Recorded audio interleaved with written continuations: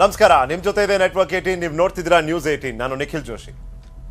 BS ಯಡಿಯೂರಪ್ಪನವರ ಪಾತ್ರ ಏನಾಗಿರಬೇಕು, ಏನಾಗಿರುತ್ತೆ? BS ಯಡಿಯೂರಪ್ಪನವರು ಬಿಜೆಪಿಯ ಮುಂದೆ ಇಟ್ಟಿದ್ದಾರ ಬೇಡಿಕೆ ಅನ್ನೋ ಪ್ರಶ್ನೆ. ಆದರೆ BSYಗೆ ಇವತ್ತಿರುವಂಥ ಬೇಡಿಕೆ, ಅವ್ರಿಗಿರುವಂಥ ಡಿಮ್ಯಾಂಡಿನ ಬಗ್ಗೆ ಚರ್ಚೆ ಶುರು ಆಗೋಯ್ತು. ಶಾಸಕರು ಮನೆ ಮುಂದೆ ಕ್ಯೂ ಮಾಡ್ತಿದ್ದಾರೆ. ಆದರೆ ಆ ಕ್ಯೂಗೆ ಸ್ಪಂದಿಸುವಂಥ ಪರಿಸ್ಥಿತಿ BSYಗಿದೆಯಾ? ಎಲ್ಲೆಲ್ಲಿ ಅಂತ ಓಡಾಡಲಿಕ್ಕೆ ಸಾಧ್ಯ? ಅಷ್ಟಕ್ಕೂ ಮುಂದಿನ ಚುನಾವಣೆಯಲ್ಲಿ ಅವ್ರ ಪಾತ್ರ ಏನು?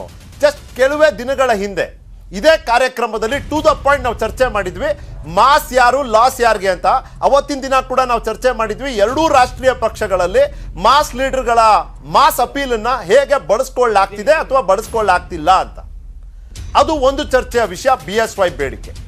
ನಿನ್ನೆ ಕೋಲಾರದಲ್ಲಿ ನಡೆದಂಥ ಕಾರ್ಯಕ್ರಮ, ಇವತ್ತು ಹಾಸನದಲ್ಲಿ ಆದಂಥ ಕೆಲವೊಂದಷ್ಟು ಬೆಳವಣಿಗೆಗಳು ಕ್ಷೇತ್ರಗಳನ್ನು ಕುರುಕ್ಷೇತ್ರಗಳಾಗಿ ಪರಿವರ್ತಿಸ್ಬಿಡ್ತಾ. ನಿನ್ನೆ ಕೋಲಾರ ಕಾರ್ಯಕ್ರಮದಿಂದ ಹೊರಬಂದಿರುವಂಥ ಸಂದೇಶ ಏನು?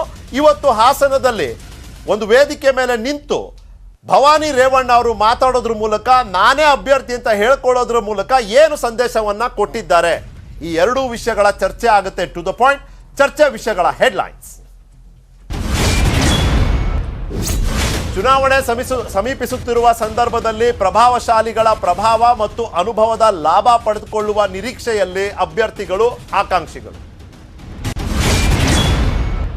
ಸಭೆ ಕಾರ್ಯಕ್ರಮಗಳಲ್ಲಿ ಅನುಪಸ್ಥಿತಿ ಅಥವಾ ಆಹ್ವಾನವೇ ಇಲ್ಲದಿರುವುದು BSY ಮತ್ತು ಬಿಜೆಪಿ ನಡುವೆ ಎಲ್ಲ ಸರಿ ಇಲ್ಲ ಎಂಬುದರ ಸೂಚನೆ. ಅಧಿಕೃತವಾಗಿ ಕರೆಸಲಾರದೆ ಬೇರೆ ಬೇರೆ ಕಾರಣಗಳಿಂದ ತಮ್ಮ ಕ್ಷೇತ್ರಗಳಿಗೆ BSYರನ್ನ ಕರೆಸುತ್ತಿರುವ ಶಾಸಕರು.